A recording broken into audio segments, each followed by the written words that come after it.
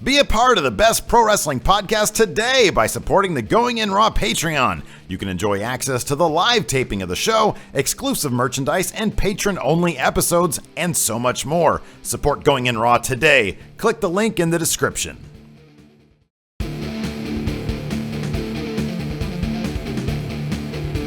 Hey, friendo, Steve here. And Larson. And welcome to Going In Raw Dirt Sheet. The only place you need to be going for pro wrestling news right here at youtube.com/Steve and Larson. Also available wherever fine podcasts are available, including the iTunes, where if you hit that subscribe download button, even if you're already watching us on the YouTube. Hey, Steve. What? I don't mean to interrupt you, but based on the title of this video, I imagine people are excited to get to to hear the news about Kenny Omega's decision. Patreon.com/Steve and Larson to help contribute to the show. And, of course, ProWrestlingTees.com/Going In Raw, where you can get this shirt right here. All right. It's going back to New Japan. It's killed all the drama. You said people want to get to it, right? I guess that's true. So, Kenny Omega appeared on Wrestling Observer Radio. Earlier today. Yeah, just this afternoon. And spoke about the decision he had made about what his future was going to hold. This is fascinating because he seems there are two things here. Number one, he seems like he is so overwhelmed by the sudden influx of attention that he's receiving thanks to Wrestle Kingdom, largely thanks to Wrestle Kingdom.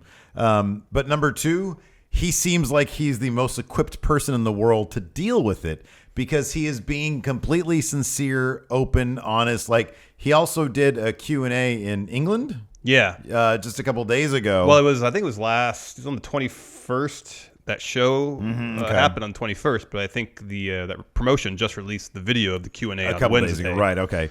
And he seems like just in general, he seems very genuine. Genuine, down to earth, refreshingly honest and open, and just saying, look, here's the situation as it stands, because everybody wants to know, is he going to be at the Royal Rumble? And his intent in appearing on Wrestling Observer Radio is basically to say, look, I want everybody to enjoy the Rumble. Without the specter of Kenny Omega showing up as a surprise entrance. Because so many people are anxious to know, is he or isn't he? And nobody wants to be sitting there waiting like they were for Daniel Bryan, a couple of years back, and then you get Rey Mysterio. Yeah. So, which is really cool. Yeah. Which is really, really cool. Yeah. He said, right now, it's all but basically all but a done deal. Well, he said his intent is to re-sign with New Japan. He has not signed a contract, that he's going to fly out to Japan in mid-February to renegotiate. Yeah. But it's likely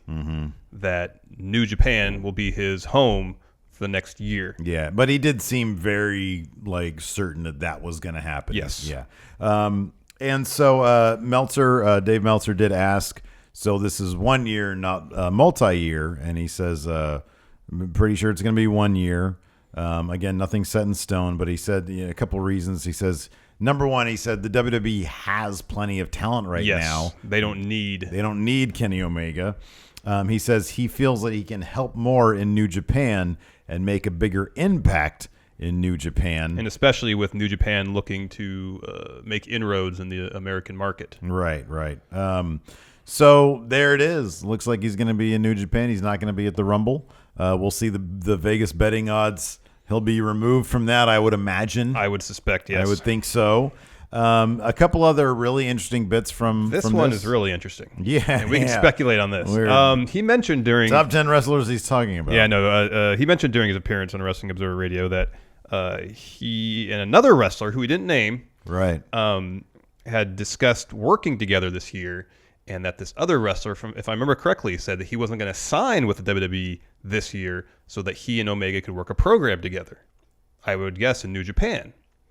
And so, we heard that and we immediately thought, well, we wonder who that was going to be. Up and And so, I, of course, first thought Adam Cole. Yeah, that was my first thought. Because we know too. that his contract's up in April. Granted, they're both members of the Bullet Club. That could change. Yeah. Especially remember how geeked out Adam Cole seemed to be part of the Bullet Club when it happened. I know. But especially with Kenny saying later on that he's very focused on developing the Elite brand. Yeah. So we could hypothetically, this is all conjecture and speculation on my part, that we could see the Elite perhaps separate themselves from the Bullet Club. Yeah. again, speculation.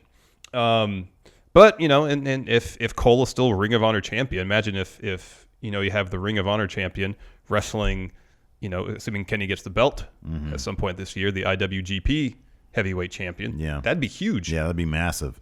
It wouldn't surprise me if it were Cole as well. Simply because when they put the title back on him, it would be very odd if they put the title back on him at Wrestle Kingdom after taking it off Kyle O'Reilly, who seems to be exploring his options. I would hesitate to think that they would just put it back on some other guy who's going to be exploring his options very, very shortly. Yeah, in a matter of 3 more months. Yeah. So that doesn't make a lot of sense to me. And Cole is a pretty young fella, so yeah. And Kenny also mentioned that he was looking forward to working more dates here in the States. Specifically, he mentioned Ring of Honor and potentially, if his schedule worked out, Pro Wrestling Guerrilla. Right, exactly. So. Decisions made. This is kind of interesting, too. He kind of dropped this as an afterthought. He said that the Young Bucks contract is up next year, too. Yeah. And I had read, we'd both heard. Yeah, that was for 2 more years. That was for 2 more years, so I don't know what that means. Yeah. And this is all, we had to reshoot the first segment of Dirt Sheet because we had the whole episode done, and our lead story was the Q&A he did in the UK. Which still has a lot of interesting tidbits. It does have a lot of interesting tidbits. Even taking away, because during that, he had said he had 75% made a decision. Well, evidently that 75% is now closer to probably 90, 95%. Yeah. And that was New Japan. So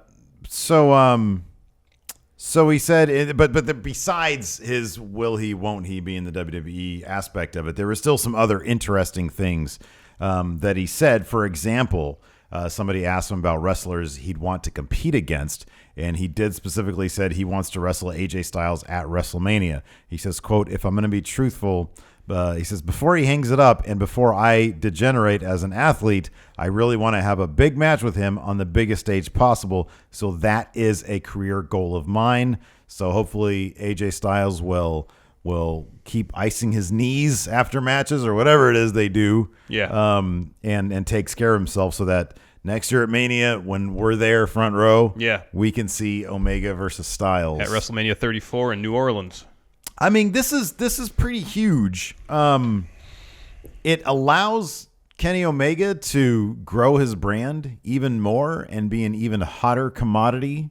Also, with the New Japan shows coming up in July, it benefits New Japan greatly to have their hottest star on those shows, and it's good for us because hopefully we'll be there and get to watch it. Exactly. On the other hand, we are going to WrestleMania this year, so we could have seen him there too, no matter what. Well, I know, but the Long Beach Convention Center seems like it'd be a more intimate venue. I know. Than being in a stadium with 70,000 people. It's gonna be a blast. I think having the New Japan experience while Kenny Omega is still there is something that, selfishly, I really want to have. Very much so. So it's like, we don't have to go to. One day we'll go to Wrestle Kingdom. Yeah, that'd be fun. But that's not going to happen anytime soon. So, in light of this, and we're going to talk more about the WrestleMania card later on, another story. Yeah. But I think both of us, especially after the Q&A he did at the previous show, that we would get AJ and Kenny at WrestleMania this year. Now that's not going to happen. There have been stories. I think Meltzer reported on the newsletter of potentially AJ having a match with Shane McMahon. Well, that's kind of dramatic, but that's horrible. That's terrible. That's a huge step down. I don't want to see that shit for AJ. It is. I don't want to see that shit. I don't know why the WWE thinks Shane's a draw. I don't know, man. Maybe he is a draw. Maybe it's us. I don't know, but it's beguiling, Steve. It is. Beguiling is definitely a word to use here because I agree. I don't know. That's dumb. Other highlights from the Q&A though. This was interesting. He said foreign wrestlers aren't kept in the know about booking decisions. New Japan, according to the radio interview, books out about a year in advance, which is amazing. But he did mean in this specific example, he was talking in the Q&A.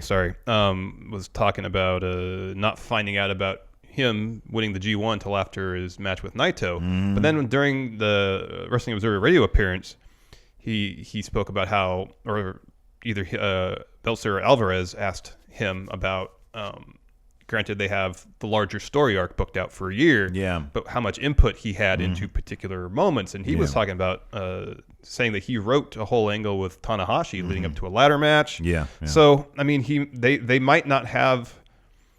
I'm just kind of trying to put pieces together here. But they might not have kind of like all the knowledge of the entire year-long arc, but it seems like they have some knowledge or at least some input in terms of how certain beats are going to happen along that arc. Yeah. And he made it sound like that he was hopeful or was hoping for more input between this Q&A he did and also the Wrestling Observer Radio appearance, that he will hopefully get more input into things. Well, I just wonder if that's going to be part of his contract demands is, hey, I want to be in the know, and I'd like to have some sort of say in guiding. He seems like an incredibly creative guy. Yes. Like he seems like he definitely has. He even used the word vision again here on the radio show.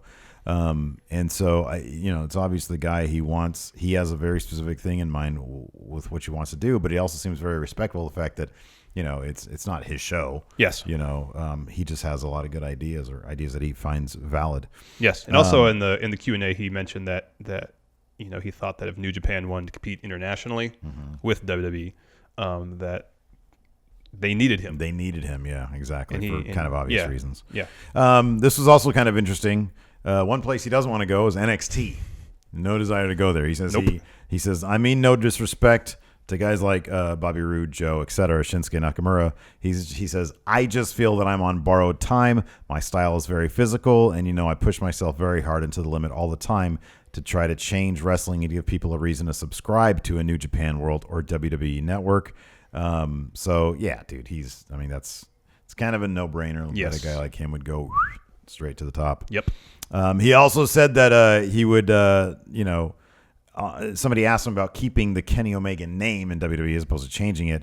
And he says, I really do feel like at this point it would be tough, I think, for people to recognize me in anything other than Kenny Omega, end quote. Then he sort of jokes about how he doesn't even know if he'd be able to respond to anything else. Yeah. Like they'd say, hey, Jim, and he'd be like, what?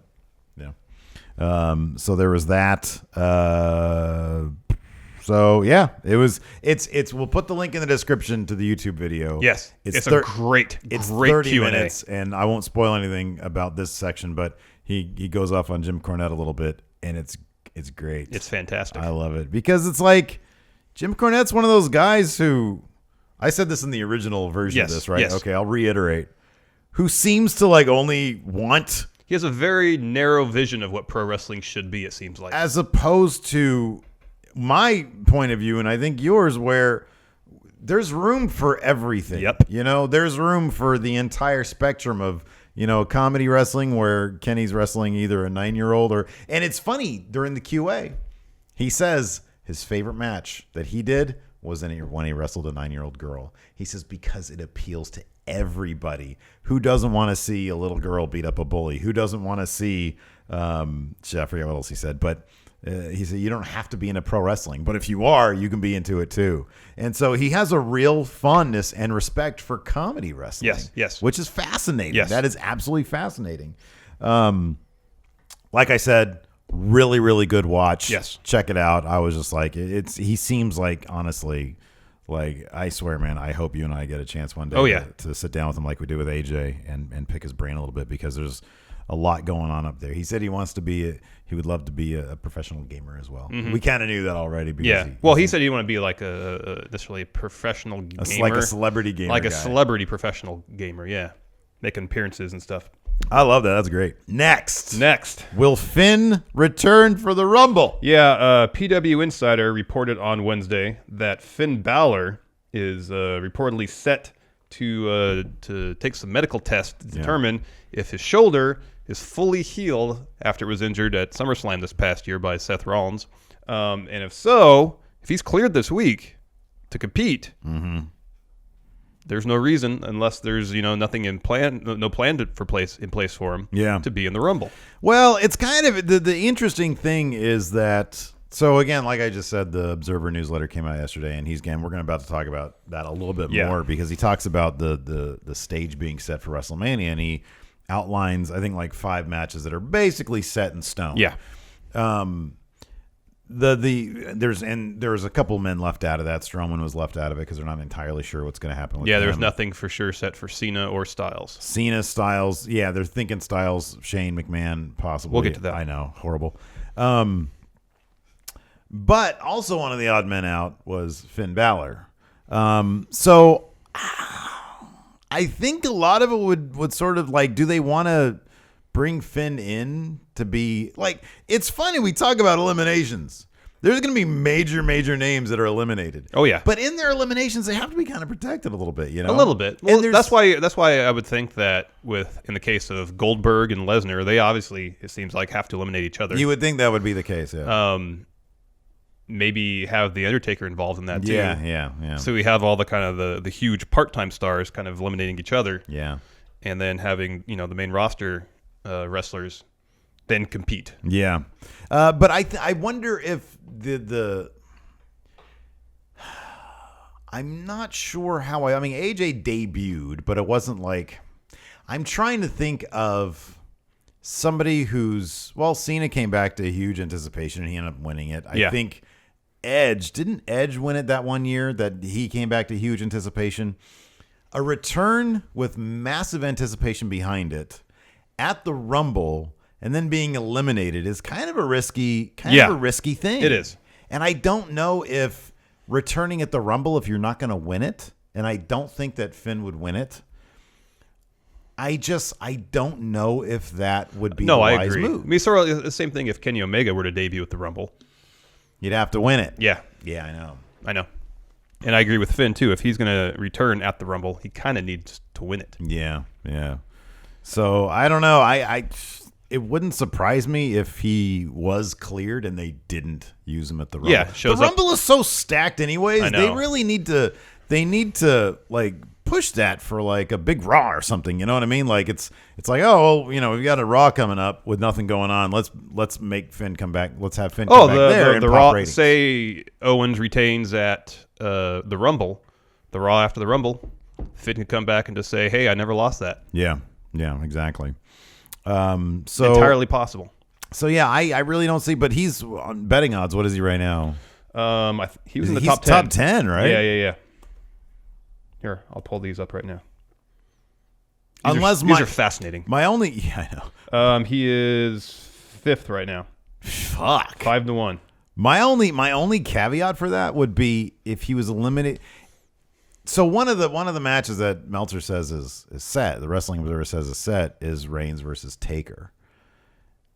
And I really like Taker Finn. Mm-hmm. I really like that because you can have two faces facing off against each other in that situation. I don't think it works at all for Roman Reigns. No, Roman Reigns gains nothing. Okay, so basically by being in that match. Unless, as Meltzer points out, it's to start a full heel turn. That's the only way this match works for him. Period. Let's dovetail into that. So, Wrestling Observer newsletter came out. It's always a great read. Yes. I really can't recommend it enough. It's really worth it for the subscription price. But he like we said, he had mentioned a couple of some are obvious. Goldberg, Lesnar, Triple H, Rollins, Jericho, Kevin Owens. But even the newsletter, you said that wasn't set in stone. Jericho. Did he say that? Yeah, I thought I read that. Okay. Anyways, this was kind of interesting. So this morning, Randy Orton's odds for winning the Rumble shot up. He's now the favorite. He's now the favorite. And this is a direct quote from the Wrestling Observer. It's not a secret that Wyatt was scheduled for a title run in 2017. Oh, hold on. Sorry, I'm interrupting you. Sorry, I misunderstood. He does say Jericho and Owens is... Okay, all right. That immediately puts both of them in contention, meaning Wyatt and Orton. And if one wins, the other would be favored to win the chamber match. There's a story that just started going around about Orton winning the Rumble and Wyatt winning the chamber match. If that doesn't happen, it would be because plans changed. Even though historically the booking before Mania always gets out and it almost never changed, it changes for other reasons such as injuries or guy quitting, but that's usually known as well. It always gets out with the increase in social media. My feeling is nothing is a lock until it happens. So this is interesting. I had no idea that Bray Wyatt was they had planned a title run for him in 2017. Although it wouldn't surprise me because it's SmackDown, and I think that's something cool they can do. Yeah. It's just really interesting that SmackDown has not pushed the Rumble at all. Not in the least. And yet they're now favored to take like the biggest. They're turning this relatively smaller story. Like it hasn't. It's especially the last few weeks. It hasn't really dominated the show. I mean, it's been featured prominently, but for a while there, that was, the A story when AJ was dealing with Ellsworth. Yeah, that's right. That's right. The Wyatt Orton story was the A story, and they were doing a really good job of it. But ever since the Wyatts dropped the tag belts, it just feels like they're obviously rushing the program for them to have a match at Mania. Yeah.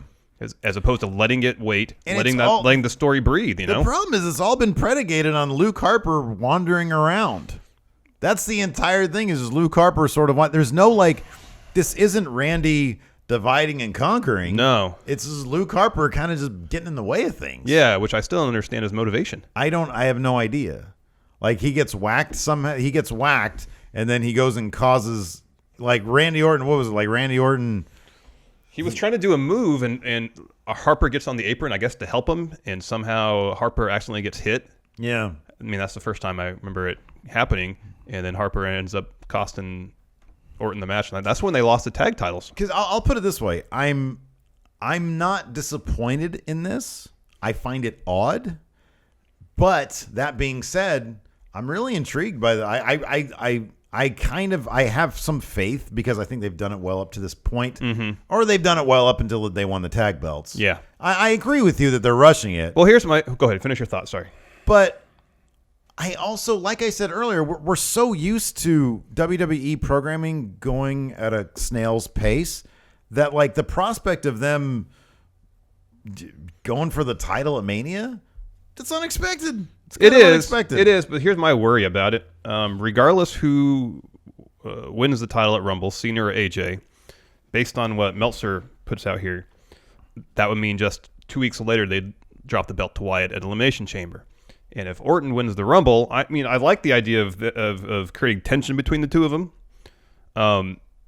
But then what happens at Mania? Does Orton win the belt? Is that something anybody really wants to see? I mean, no disrespect to Orton. He's been doing really good work since he came back from injury. Yeah. But I don't see how Orton winning the belt at Mania, especially compared to you have AJ Cena. You can have Cena tying Ric Flair's record at Mania. That seems like a much larger moment. Potentially even Cena Samoa Joe for the belt, or the triple threat with Cena, Joe, and AJ. Yeah. Those all seem like more marquee matches. Yeah. And larger outcomes to take place as opposed to Orton winning the belt. And granted, maybe I just really like this idea because I came up with it. But have Bray win the belt at Money in the Bank and have Orton win the Money in the Bank contract. Yeah. Then you can have so many little stories play out over the course of months. Yeah. Just based on that dynamic. Yeah. Until Orton picks his spot, cashes in the briefcase, and takes the belt off Wyatt. Yeah. That'd be so good. No, I like that a lot. But right now, is this going to feel rushed? And if Orton wins the belt at Mania, it's going to feel kind of anticlimactic. And if Bray retains, then why have Orton win the Rumble at all? See, I'm wondering if the Orton betting odds thing is simply them misreading the story. I wonder if Wyatt's going to win the Rumble and Orton's going to win at Chamber. See, that would make more sense. And then Wyatt wins it at Mania. Because then it would kind of echo when Orton won it at, when Daniel Bryan won it off of Randy Orton. That was at WrestleMania, yeah. When Orton won it, he cashed in at his Money in the Bank. SummerSlam, right? Okay, so that was a little while. So not as many months necessarily, but it was Orton at that point was a transitionary champion for Daniel Bryan, which is kind of ironic because Orton kept it longer than Daniel Bryan had it. Yeah, I think because Daniel Bryan got injured. Yeah, but so, also Orton or Daniel Bryan, depending on what you believe and what stories you hear, he wasn't ever supposed to win that belt at Mania. Right, that was supposed to be Batista winning the belt off Orton. Yeah, that's true. But regardless, he was a transitionary champion. Yes. I think in this case, it wouldn't surprise me if the betting odds just simply got, because Orton's the bigger name, And if Triple H is saying that we're going to do something that's going to throw everybody off, then it's like maybe, telegraph that Orton's going to win the Rumble, but in fact it'll be Bray Wyatt, and then Orton wins a title in elimination That chamber. makes more sense to me. I like that. I would be totally cool with that.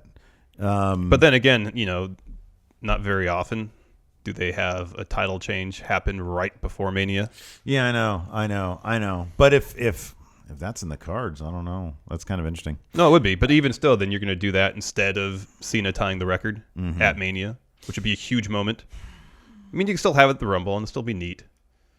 But I don't know. It just feels like if he's going to tie the record, have it at the grandest stage of it all. Yeah. Yeah, I don't know. I still don't know what Vince's thinking Okay, was. so here's the head scratcher. Oh, yeah. This was a big surprise to me. But in the Observer newsletter, they said Undertaker Reigns is what replaced Undertaker Cena. I don't know why. Undertaker Reigns? They're going to boo the living shit out of Roman Reigns. And even Meltzer says, okay, so... He says, unless this is the plan is an all-out Reigns heel turn and use that match as a springboard, that, Reigns is going to get booed out of the building. Yeah, he says, on paper, this would make it a lock that nobody is coming close to the boos Reigns will be getting on the show. Regardless of the outcome, this, to me, only makes sense if the plan is an all-out Reigns heel turn and use this as a springboard. But then he goes on to say that that's unlikely that he's going to turn because apparently he gets cheered a lot at house shows. Yeah. And then, which I've been to a house show. I mean, it was a while ago, about a year ago, wasn't it? About 2 years ago? Was it a year ago or 2 years ago? Was that 2 years ago? It was 2 years ago. And he was getting cheered in Sacramento at that house show. He also says, Meltzer says, otherwise, the idea of Undertaker beating him and then endorsing him won't work because Daniel Bryan and The Rock endorsed him, and it didn't work. It didn't work. Undertaker losing to him, unless the match is dramatically perfect, will also get him, Reigns, more heel heat. But what's also interesting about this is Reigns going to have the Universal title at this point? Because I think it was just a week or two ago they said the Undertaker match wouldn't be for a belt. I know. But then again, things change. I think, and even like we're filming this on Thursday, and on Saturday morning, the betting odds will probably change to Braun Strowman or something. So, anyways, that is interesting. I don't see them turning Roman. It's a no-win situation for Roman Reigns. But it makes me feel like they don't like Vince. This just might be one of those things that Vince is so stubborn on that he wants people to see it his way, even though nobody is. Yeah. And we're just going to end up with Roman Reigns getting, it might be, or I could totally see Triple H going along with this. Yeah, sink or swim, win the people over or don't. But it's not doing Roman Reigns any favors because, people are not into that. I don't know. That's bizarre to me. Yeah, I don't get that either. Anyways, that really makes no sense. Let's take some questions. Yeah. Big Razor 60. Seems like every year there's always that one superstar that has a really short time inside the Rumble. Big Razor Sexy wants to know who will be quickly eliminated at this year's Rumble. Sheamus. With something to do with Cesaro. They're going to pose together, and then Cesaro's going to immediately eliminate him or something like that. Okay. That's what I'm going to say. Or the opposite. Yeah, who do you say? I'm going to say Sheamus eliminates Cesaro. Okay, all right. There you go. Universal Jones. What do you think of Miz coming out to Daniel Bryan's theme music at the Rumble? He thinks it would create some massive heat and would be great. That would create... That's too much, man. A massive amount of heat. That's way too much. I could possibly see that happening to like Ty Dillinger. Yeah, people have been saying that too. Ty's music hits. Or even just the number 10 spot coming up and have The Miz come out. Yeah, have The Miz come out. 16-time Going in Raw Network champion AJ Benzaken. Do you think this year's Royal Rumble could garner as much heat or backlash as the 2015 Rumble if Braun Strowman eliminates a bunch of fan favorites? No, man. Nobody has... Roman Reigns is not in the Rumble this year, therefore nobody will get the kind of heat that he got. Roman Reigns is a freaking smart heat magnet. Yep. Cody Rowland. Let's say New Japan goes under for some reason and WWE swoops in and buys up all the wrestlers' contracts. What wrestlers would you assign to what brand? This includes Raw, SmackDown, 205 Live, and NXT. Okay. Okada to Raw. Okada to Raw. Naito to SmackDown. No. Flip those, man. You think so? Okada to SmackDown, Naito to Raw. Yeah, absolutely. That'll be great. Where would what's his name? Hiromu Takahashi? Oh yeah. Where would he go? He's like my favorite. Well, he's a junior. He's a junior. So yeah, him and the former, what was it? That other dude's name? Marty McFly. Oh, what's his name? Kushida? Is that his name? I don't know. Probably. They go to 205 Live. Oh, I don't want anybody I like on 205 Live. Yeah, Kushida. There you go. We're still learning. Tanahashi. I don't care. SmackDown. I don't really care about him. Who goes to NXT? Oh man, who goes to NXT? Shibata. What's wrong with Shibata? No, he just works really stiff. I know, it'd be great. I feel bad for everybody in NXT because he's gonna beat up a lot of people. Remember when Shinsuke was running through everybody in NXT? We just felt bad for everybody. Yeah. I don't know. I feel like Shibata works way stiffer than Shinsuke. Where should he go then? Where are you going to send him? All right, NXT's fine. Yeah, you can't have. Yeah, it's going to be the rite of passage for it. Like just Shibata versus the Drifter for a long time. Gotta love the Drifter so much, dude. We'll get a couple more in. What about Yano? Isn't he the comedy guy? Yeah. Where does Yano go? He's gonna team with Mojo. Yeah. That'd be great. What about Goto? I don't really care. I don't know. I've seen like two of his matches. They're both really good though. Yeah, no, he's good. I just don't know enough about him really. What about the Gorillas of Destiny? Oh, well, here's the problem with that. You can't. There's none of those shows. I mean, I guess on NXT. Here's the problem. You can't cuss in WWE programming. Yeah, but on NXT, they don't. You can't. They don't. Yeah, but that's what the WWE really needs. And I think somebody brought this up in the questions before. But they need like more of an adult-themed wrestling program. Oh, that'd be where great. You can cuss and maybe bleed a little bit. Fuck you! That's never gonna happen. Eat shit. What about Kojima? Motherfuck. Mr. Cozy Lariat. I don't know.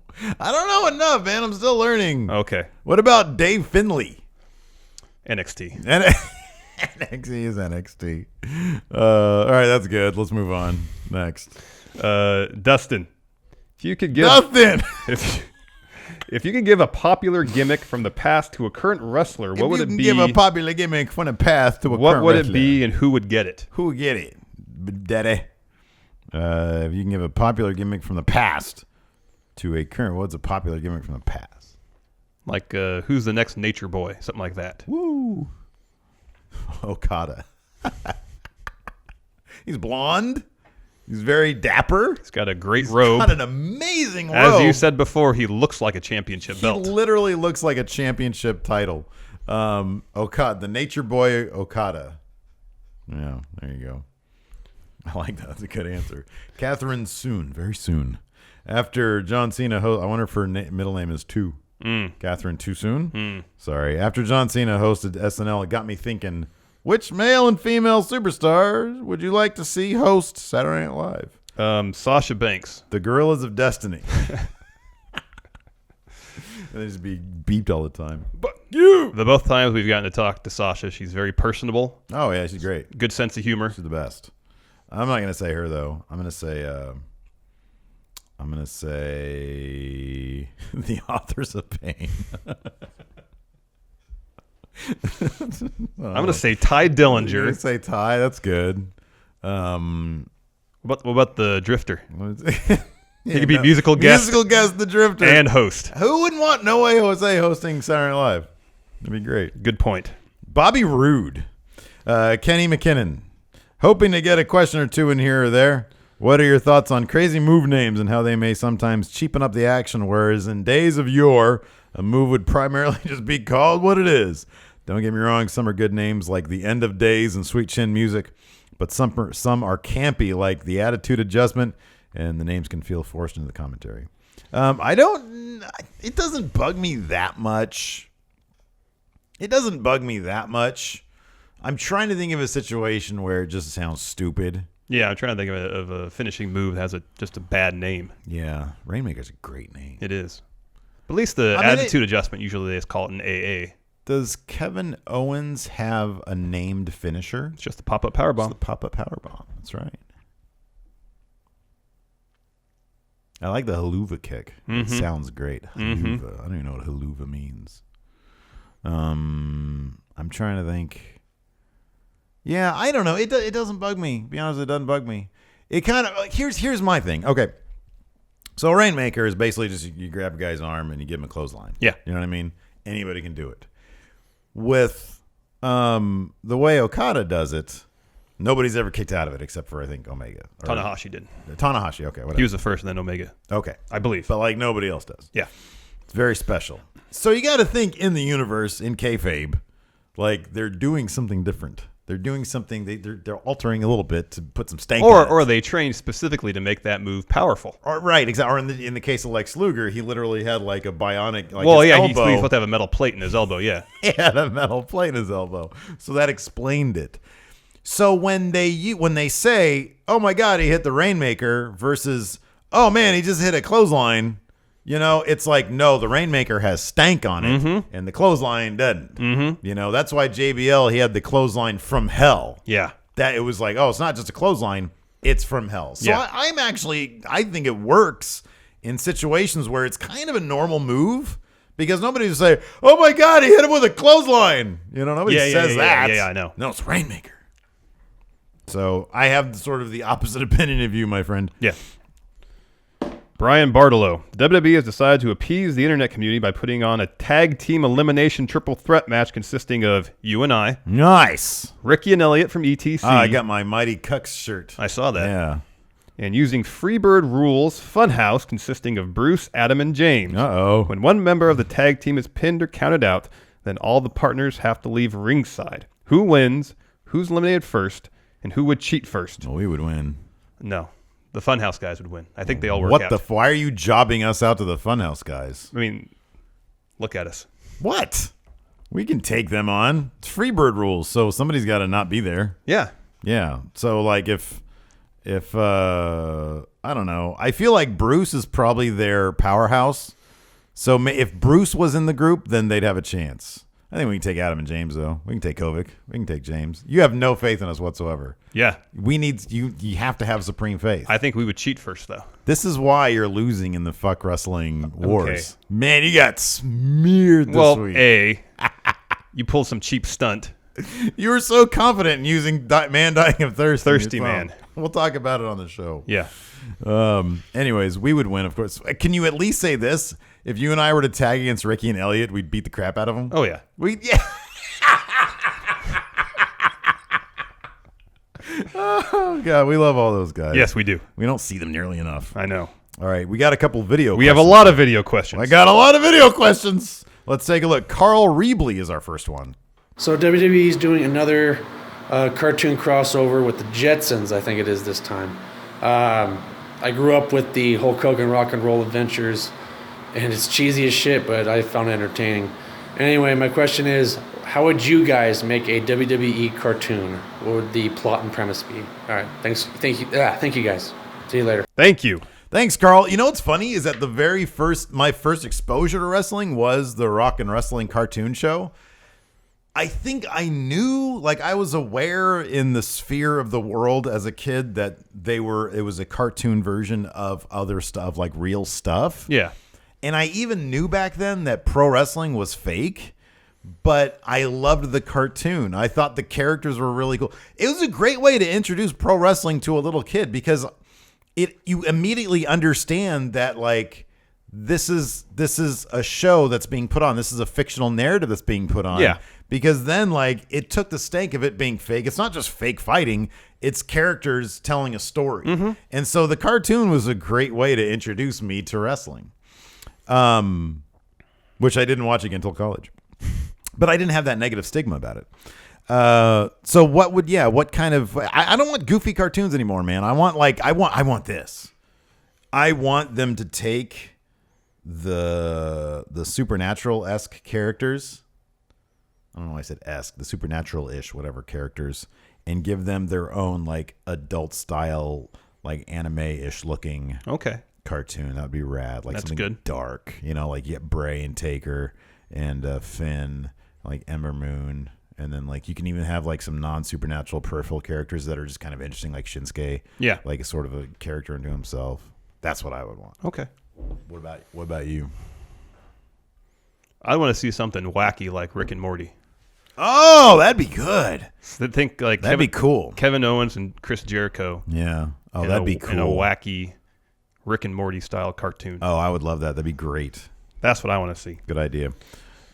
Next, M. Andrews. So, with the Royal Rumble around the corner and the big focus being on surprise entrants, say you could only pick 5 surprise entrants. 1 from Ring of Honor, 1 Legend, 1 from TNA, 1 call-up from NXT, and 1 from New Japan. Who would you pick, why, and if it was just a one-time thing, or if it was a permanent thing, how would you book it? Thank you. Thank you, M. So 5 surprise entrants. 1 from Ring of Honor, Silas Young. Jay Lethal. Okay. 1 Legend. CM Punk. I'm not going to beat that, CM Punk. 1 guy from TNA. Abyss. I want Abyss's WWE debut. Or the obvious answer. Broken Matt Hardy. I'm going to say Bobby Lashley. Oh, there you go. 1 from NXT. Samoa Joe. Yeah, Samoa Joe. No, I want Ty Dillinger. He needs to be at number 10. I want that more than I want Samoa Joe. And then 1 from New Japan. You know what I prefer for Samoa Joe? What if he interfered?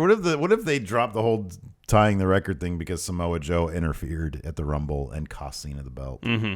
That'd be cool. And then you get like a little stare down between him and AJ. Yeah. Like he doesn't go to the Rumble, but he goes to the Rumble title match. What would his motivation be? I don't know. He doesn't he's a man of the people. He don't like Cena.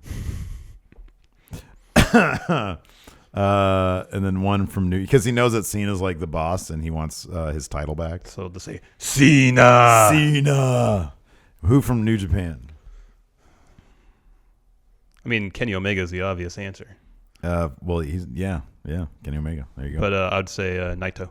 Michael Elgin. No, Captain New Japan. Bone Soldier, you mean? Yeah. No, I want Cheeseburger. I love that bit in the New Year's Dash when he's just sitting there chopping the shit and like nobody, they're all laughing at him. I know. Adam Fella has a video question. Let's see what Adam Fella has to say. Hey, friendos, your Stardew Valley champion Adam Fella here, returning for another video question. I've been looking up a lot more stuff about the Bullet Club lately, and it got me thinking of factions in wrestling, which leads to my question. Which singles wrestler who has always been a singles wrestler would be great at running a faction? I'm going to say Marty Scurll, but what do you guys think? Thanks, friendos.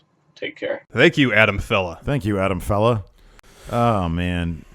I'm trying to think of... So many wrestlers have been in factions. I know, that's the hard part. I'm trying to think of a wrestler who has never been in a faction. I mean, Cena was in the Nexus. I know. He was forced to join, wasn't he? Yeah, it was terrible.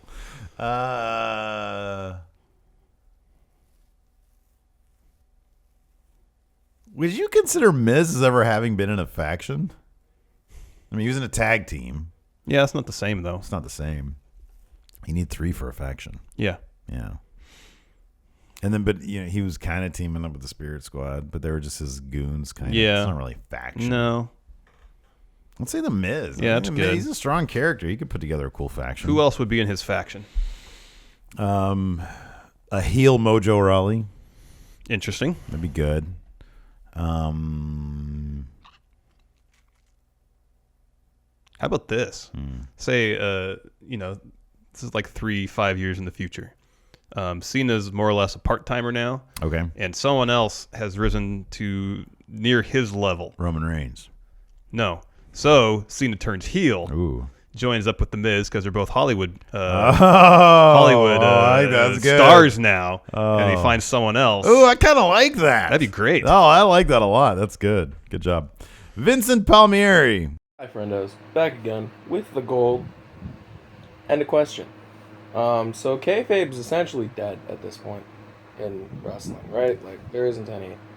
We all know what's going on behind the curtain more often than anyone else does any time in the history of the sport. But there are still, injuries and things that happen, and on Raw, it made me think about something. Sami Zayn was out for 2 weeks.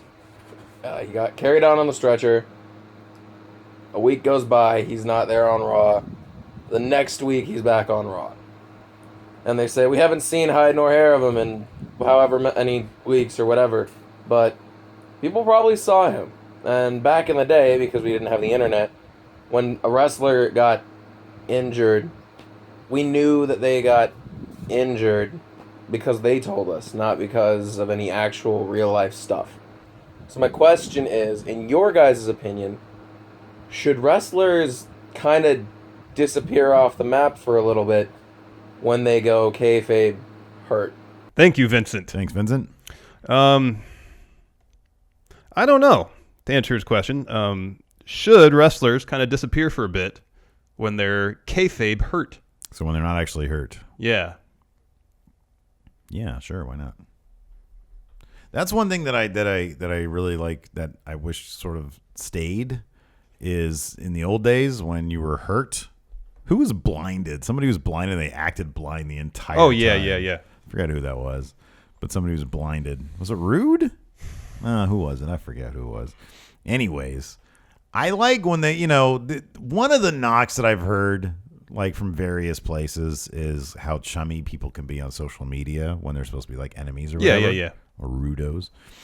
And I don't agree with that because I think they're performers and the WWE wants people to know, hey, these are performers, you know. Mm-hmm. That being said, if somebody So say someone suffered a kayfabe knee injury. When they go out in public, should they be wearing a knee brace? Yeah, of course. Yeah.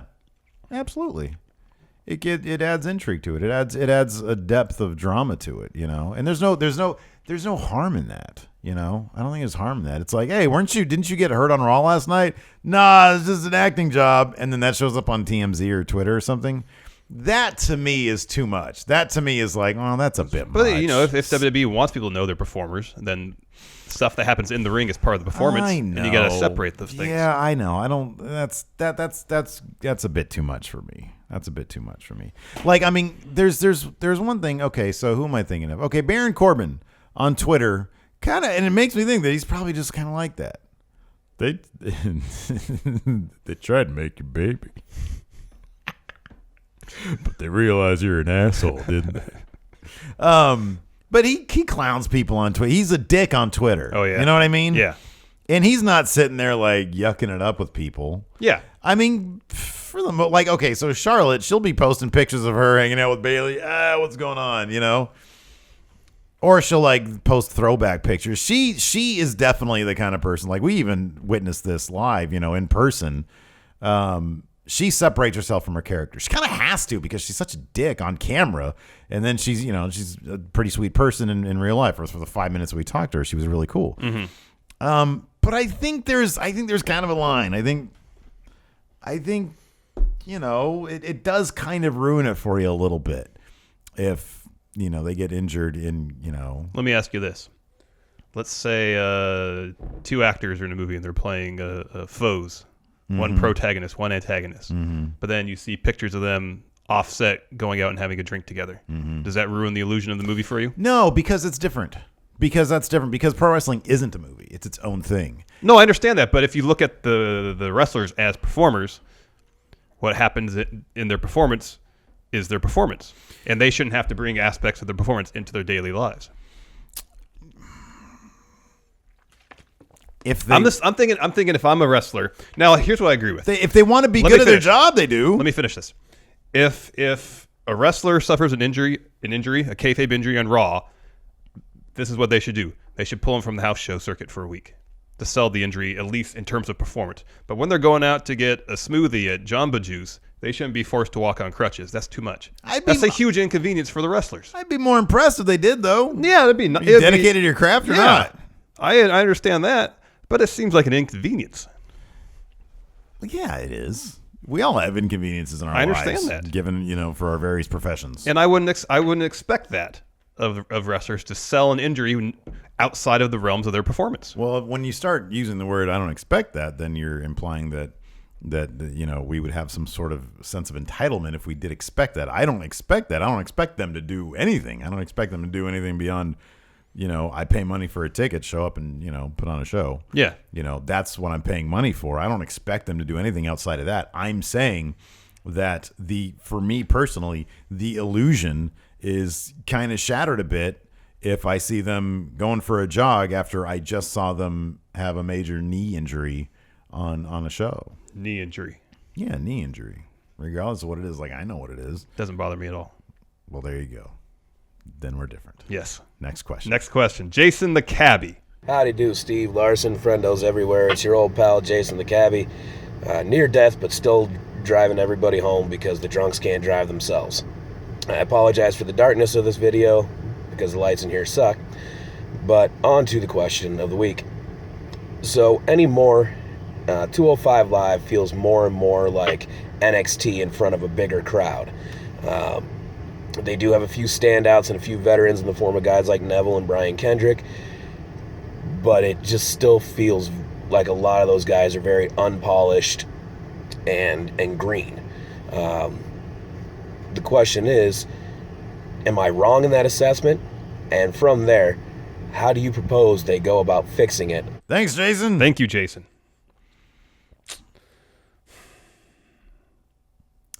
The largest issue with 205 Live is they just don't let them do what they do best. There's a lot of issues with I think that's at the most basic level is the problem. They're not letting them wrestle the style they're probably either most comfortable wrestling or best at wrestling. Yeah, no, I totally agree with that. It doesn't feel like I love NXT right now. I think it's funny because, again, I was reading the Observer and he said, this show isn't as stacked. This is the weakest lineup they've had. You mean for a takeover? For a takeover. And I see his point. I see the point he's making. You have a fatal four-way for the women's title. Yeah. And I get that point. I love the roster in NXT right now. I love it. Even taking Samoa Joe and Shinsuke out of it, I love the roster. I love what's happening on NXT right now. So, no, I don't even think it's like an NXT in front of a larger crowd. It feels like a show that is taped in front of a dead, tired crowd because they're a dead, tired crowd. And the wrestlers aren't allowed to do what they need to do to wow the audience. Exactly. So, I don't know, man. I would say at this point, with 205 Live, if they really need to take it back to the drawing board. They need to, A, do what you're talking about, but also, B, film it at Full Sail. Don't do, it doesn't need, I don't think it needs to be live. It doesn't benefit. Obviously, it doesn't benefit from it being live. No, I agree. That's that is not necessary. I don't even think cruiserweights are necessary to be on Raw at this point. Just, I don't know. Tape it, give it its own feel. Make it its own thing, and you'll wow people. Mm-hmm. You know what I mean? You'll wow people. Mm-hmm. No, I agree. Yeah, I don't know. Patrick Sparks. Hey, friendos, Pat here. Once again, just got to work, 6 o'clock in the morning, cold as fuck. My question for you this week is, I've been noticing over the past few weeks the situation with Sami Zayn and Stephanie McMahon is very reminding, to say the least, of the Daniel Bryan storyline. I don't know. Just seems like Stephanie's out to get Sami. She's just a bitch. I don't know. But, where do you see this going? Do you see them furthering the Sami storyline to the extent of Daniel Bryan? Obviously, Sami can't get as big as Daniel Bryan because he's fucking huge. But, how big do you think that ceiling could be, say that storyline is furthered to that extent? And if not, flipping around completely, say they go that way and they push it on us, how bad could that go? Do you think that the WWE Universe would turn on Sami Zayn due to bad booking? Thanks, Fendos. Thanks, Patrick. Where do you see the Sammy Steph's storyline going? They are definitely following the template laid out by the Daniel Bryan Authority storyline. Yeah. So I guess Sammy overcoming the Authority, or however it exists in 6 months, whenever they think the end game of the storyline is, him overcoming the Authority is what's going to happen, I would suspect. Do you think the WWE Universe would turn on Sami Zayn? I think no. If he's pushed too aggressively, no. No, I don't think so, because he has... I mean, he's been wrestling for years. He has legitimacy as a wrestler that, to a certain extent, Reigns doesn't have quite yet. No, not to a certain extent. He doesn't have it. You know what I mean? Like, he's still working his way there. Sami Zayn has, 15 years of experience prior to this? Something like that? Yeah. People know that. They love that. They respect that. And when he gets his, and on top of that, I would say it's 1A and 1B. 1A is the experiencing, and people know he's paid his dues. So whatever he's given, he deserves. 1B is this. He knows how to sell. Yeah. He knows how to make it look like he's working for it in any match he's in. Yes. He knows how to make it look like it's a struggle. And what have I said before? With Roman Reigns, I don't feel like there's any struggle happening with him. It takes two people to beat him. With Roman Reigns, yeah, exactly. With Roman Reigns, creative needs to generate a struggle, and they're not doing it because he doesn't know how to make it look like a struggle in the ring yet. And that's what comes with 15 years of experience. And Sami Zayn knows how to get in the ring and make it look like a struggle because his gimmick is he's a terrible wrestler. A losing wrestler. Exactly. I joke, everybody.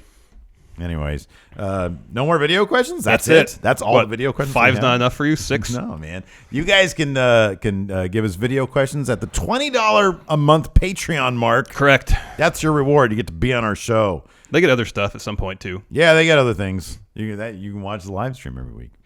And then at some point we're gonna have a friendo care package. Yeah. Anyways, is that it for the dirt sheet today? That's it. Wowie wow. We have a lot to shoot today. We have lots of stuff to do. Anyways, until next time, we'll talk to you guys later. Bye.